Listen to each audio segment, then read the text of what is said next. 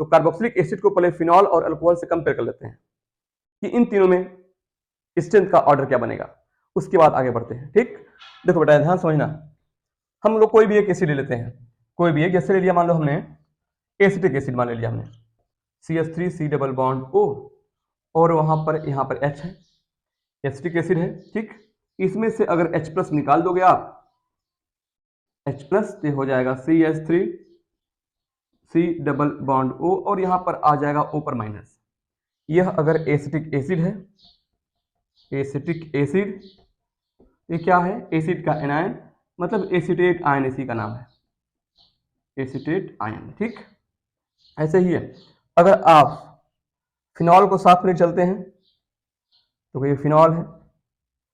ठीक है, ये फिनॉल हो गया। हम लोग पहले फिनॉल को कंपेयर करते हैं। ठीक है, इसमें से निकाल दोगे अगर H+ बाप, एक H+, ये हो जाएगा फिनॉक्साइड आयन, यहाँ डबल बॉन्ड, ऐसे डबल बॉन्ड है, ये हो गया O पर माइनस, ये है फिनॉक्साइड आयन, फिनॉक्साइड आयन है। अगर यहाँ पे लेते हो आप CH3 CH2OH, एक अल्कोहल लेते हो, कोई भी अल्कोहल हो सकता है, इसमें से निकालते हो अगर आप H+, ये हो जाएगा CH3 CH2O-। ठीक है, अब ये तीनों देखिए ध्यान से, इन तीनों को पहचाना है एसिटिक एसिड, और ये फिनॉल, ठीक है, और ये है एथिल अल्कोहल या एथेनॉल बोल सकते हैं इसको आप, एथेनॉल। ठीक है, यह एथॉक्साइड आयन है, एथॉक्साइड आयन। ठीक, अब इन तीनों पहचाना कि स्ट्रॉन्ग एसिड कौन हो सकता है। सबसे पहले तो ये देख लो आप, इसका जो माइनस, अल्कोहल का माइनस जो आया है, माइनस सिंगल सिंगल, इसमें किसी तरह का रेजोनेंस नहीं है। ठीक, रेजोनेंस नहीं है, और यहाँ पर ये पूरा ग्रुप क्या, प्लस आई ग्रुप है, ये पूरा क्या है, प्लस आई ग्रुप है। प्लस आई का मतलब इलेक्ट्रॉन देने वाला, जानते ही हो, इलेक्ट्रॉन देगा तो आगे देखिए, अब पढ़े ही हो आप इंडक्टिव इफेक्ट में।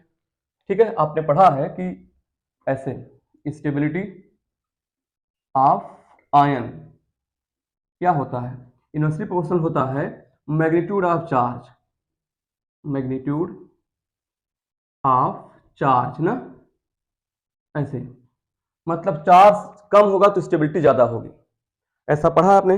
तो अगर प्लस आई है, प्लस आई का मतलब इलेक्ट्रॉन देने वाला है, जब आगे इलेक्ट्रॉन देगा तो यहाँ माइनस चार्ज का मैग्नीट्यूड क्या बढ़ जाएगा, अरे माइनस पहले से है कि नहीं, जब माइनस पहले से है, यह प्लस आई इलेक्ट्रॉन देने वाला भी आ गया, और जब आगे इलेक्ट्रॉन देगा तो यहाँ पे इलेक्ट्रॉन की डेंसिटी बढ़ेगी, इलेक्ट्रॉन की डेंसिटी बढ़ेगा तो नेगेटिव चार्ज बढ़ जाएगा, जहाँ चार्ज बढ़ता है, मैग्नीट्यूड ऑफ चार्ज, चार्ज बढ़ता है, उसकी स्टेबिलिटी कम हो जाती है, इसकी स्टेबिलिटी घट रही है, मतलब कह सकते हो आप क्या है, destabilised by plus I effect, plus I effect से इसकी स्टेबिलिटी घट रही है ना। अब देखो यहाँ पे इसका माइनस सिंगल डबल, इसका माइनस सिंगल डबल, ये दोनों का माइनस रेजोनेंस शो करेगा। और आप जानते हो स्टेबिलिटी कंपेयर करने के लिए हम लोग सबसे पहले क्या सोचते हैं, रेजोनेंस, है ना, इसके बाद कहीं सोचते हैं इंडक्टिव इफेक्ट। ठीक है, इसके बाद आप सोचते हो इंडक्टिव इफेक्ट, ऐसे ये तरीका पहचानने का है। यहाँ पे देखिए इन दोनों में रेजोनेंस है, minus single double, minus single double, acetate भी रेजोनेंस शो करेगा, फिनॉक्साइड भी रेजोनेंस शो करेगा, बट इसमें नहीं है। ये तो कंफर्म हो गया कि इन तीनों में, कार्बोक्सिलिक एसिड्स, फिनॉल, अल्कोहल में अल्कोहल सबसे वीक एसिड है। अब बचा हमारे पास एसिटिक एसिड और फिनॉल में कंपेयर करना कौन स्ट्रॉन्ग एसिड है। देखो ध्यान से जरा, इसमें रेजोनेंस जब बनाओगे, रेजोनेटिंग स्ट्रक्चर्स ऐसे, माइनस है तो इस बॉन्ड को ओवर ब्रेक करते हो ऐसे, ऊपर माइनस, सी पे प्लस, प्लस और माइनस का बॉन्ड बन जाता था। रेजोनेंस में आपने पढ़ा है ना, अगर ना पढ़े तो आप स्ट्रक्चर, आप इस रेजोनेंस के लेक्चर को आप देख लेना, कैसे बन गया। ये हो गया एसीटेट का रेजोनेटिंग स्ट्रक्चर, मतलब क्या है यह, स्टेबलाइज्ड बाई, ये रुक जाओ अभी, स्टेबलाइज्ड बाई रेजोनेंस लिख सकते हो अपना, स्टेबलाइज्ड बाई रेजोनेंस, ये हो गया। अच्छा फिनॉक्साइड पे आ जाओ, जो फिनॉक्साइड का स्ट्रक्चर बनाओगे आप, यहाँ माइनस चार्ज है, सिंगल है, डबल है, इस बॉन्ड को ब्रेक करोगे आप, यहाँ माइनस आ जाएगा, यहाँ प्लस आ जाएगा, ये प्लस और ये माइनस, डबल बॉन्ड यहाँ बन जाएगा। देखो ऐसे पढ़ा है पहले भी ना, अगर आपने रेजोनेंस ना पढ़ा हो या कंजुगेशन ना पढ़ा हो तो आप कंजुगेशन बाई एसेंसिंग या रेजोनेंस बाई एसेंसिंग सर्च कर सकते हो, बहुत शानदार लेक्चर आपके लिए है, मजा आ जाएगा, समझ जाओगे अच्छे से आप स्ट्रक्चर कैसे ड्रॉ करते हैं। रेजोनेटिंग स्ट्रक्चर कैसे ड्रॉ करते हैं और कहाँ कहाँ पे रेजोनेंस होता है उसको सब है। ये माइनस आ गया ना, अब यहाँ देखो, अब इसको ब्रेक कर दें ऐसे, अगर यहाँ माइनस आ जाएगा, यहाँ प्लस इसका माइनस, यहाँ बॉन्ड बन जाएगा। इसको ऐसे बना सकते हो क्या, ये हो जाएगा, देखो ऐसे, यहाँ डबल बॉन्ड है, ये डबल बॉन्ड यहाँ बन जाएगा, माइनस यहाँ आ जाएगा ना, बोलो, डबल बॉन्ड यहाँ आ गया। आप फिर आगे देखो ऐसे, अब इसको फिर आप आगे शिफ्ट कर दो ऐसे, यहाँ माइनस आ जाएगा, यहाँ प्लस आ जाएगा, ये प्लस ये माइनस यहाँ बॉन्ड बन जाएगा। कुछ याद आ रहा है कि नहीं, तो इसको ऐसे लिख सकते हो आप, यहाँ माइनस आ जाएगा, डबल बॉन्ड यहाँ रहेगा, डबल बॉन्ड यहाँ रहेगा, और देखो ऐसे ओ, ठीक। फिर देखो ऐसे, यहाँ माइनस है, यहाँ पाई बॉन्ड ऐसे शिफ्ट कर दो ऊपर की तरफ, यहाँ माइनस यहाँ प्लस, बॉन्ड यहाँ बन जाएगा। देखो ऐसे, अब ये हो गया डबल बॉन्ड, ये हो गया ऊपर माइनस, एक पाई बॉन्ड यहाँ पे आ जाएगा, यहाँ पहले से है, यहाँ पहले से है, तो ये भी है स्टेबलाइज बाई रेजोनेंस। यहाँ भी क्या है, ये भी जो है, जो फिनॉक्साइड आयन है, जो फिनॉक्साइड आयन देख रहे हो आप ऐसे, ये भी क्या है, स्टेबलाइज्ड बाई रेजोनेंस।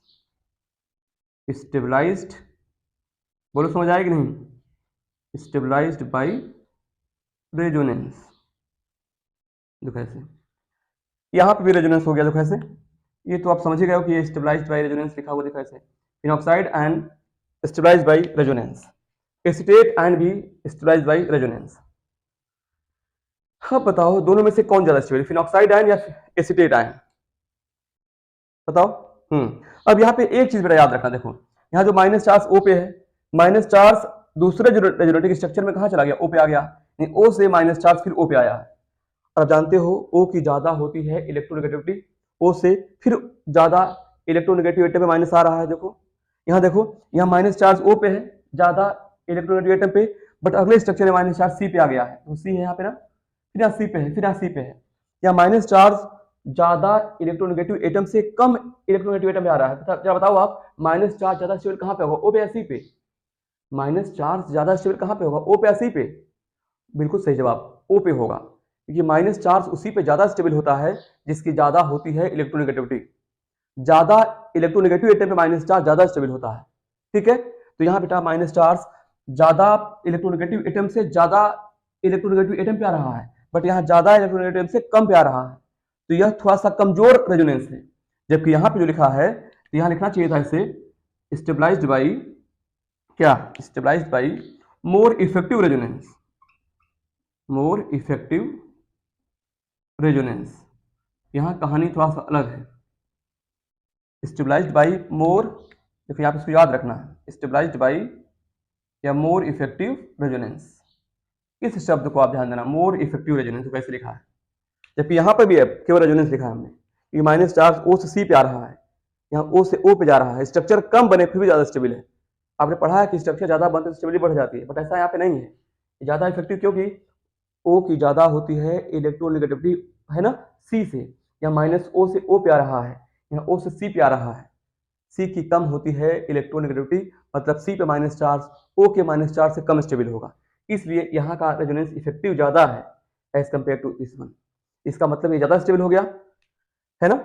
तो यह जो है तीनों में से कह सकते हो कि जो ये वाला है ये क्या है, मोस्ट स्टेबल, क्या लिखते हैं, ये मोस्ट स्टेबल है, मोस्ट स्टेबल।